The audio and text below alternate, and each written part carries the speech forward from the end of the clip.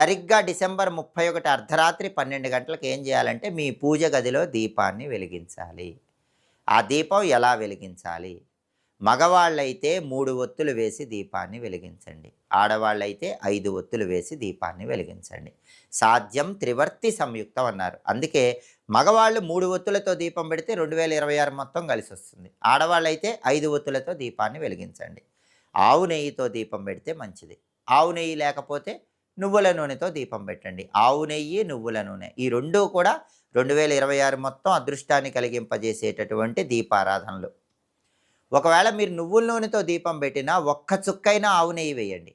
అప్పుడు ఆవు నెయ్యితో దీపం చేసిన ఫలితం కూడా కలుగుతుంది. అలాగే దీపారాధనకి వీలైతే తామర ఒత్తులు ఉపయోగించండి. తామర ఒత్తులు లేకపోతే జిల్లేడు ఒత్తులు. అవి కూడా లేకపోతే పత్తితో చేసిన ఒత్తులతో దీపాన్ని వెలిగించండి. అయితే లక్ష్మీదేవి ఫోటోకి తప్పనిసరిగా